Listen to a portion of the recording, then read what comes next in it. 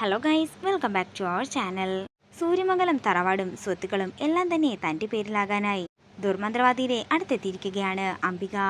അവർ പറയുന്ന പോലെയൊക്കെയുള്ള കാര്യങ്ങൾ ചെയ്യുകയാണെങ്കിൽ 3 ദിവസത്തിനുള്ളിൽ മഹാദേവ് വർമ്മ അംബികയ്ക്ക് അനുകൂലമായി തീരുമാനങ്ങൾ എടുക്കുമെന്ന് കൂടി അവർ പറയുമ്പോൾ ഇത് കേൾക്കുന്ന അംബികയ്ക്ക് സന്തോഷമാവുകയും ജലപാനമില്ലാതെ ഉപവാസത്തിന് തയ്യാറാവുകയുമാണ്.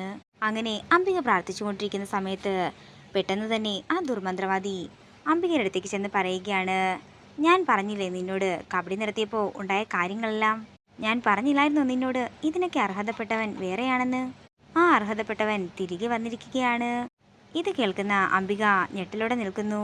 പിന്നീട് കാണിക്കുന്നത് അവനെ കണ്ട് സന്തോഷത്തോടെ നിൽക്കുന്ന മഹാദേവ് വർമ്മയും വേണുവിനെയുമാണ്. പിന്നീട് കാണിക്കുന്നത് പത്മാവതിയെ ഡാൻസ് ക്ലാസ്സിലേക്ക് കൊണ്ടുവിടുന്ന പ്രതാപനെയാണ്. പത്മാവതി പ്രതാപനോട് പറയുകയാണ്, ഇയാളെന്തോ ജോലി തിരക്കി റെയിൽവേ സ്റ്റേഷൻ വരെ പോയെന്നോ, റെയിൽവേക്കാര് മൈൻഡ് ചെയ്യാത്തതുകൊണ്ട് തിരികെ പോന്നെന്നോ ഒക്കെ തന്നെ ഞാൻ കേട്ടിരുന്നു.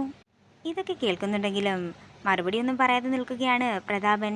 തുടർന്ന് പത്മാവതിയെ കൊണ്ട് ഡാൻസ് ക്ലാസ്സിലാക്കിയതിന് ശേഷം പത്മാവതിയുടെ നൃത്തത്തിൽ മതിമറന്ന് നോക്കിയിരിക്കുന്ന പ്രതാപനെയാണ് കാണിക്കുന്നത്. ഇതോടുകൂടി പ്രൊമോ വീഡിയോയുടെ തീരുകയാണ്. വീഡിയോ ഇഷ്ടമായെങ്കിൽ മറക്കാതെ ലൈക്ക് ചെയ്യുക, ഷെയർ ചെയ്യുക, കമൻറ്റ് ചെയ്യുക.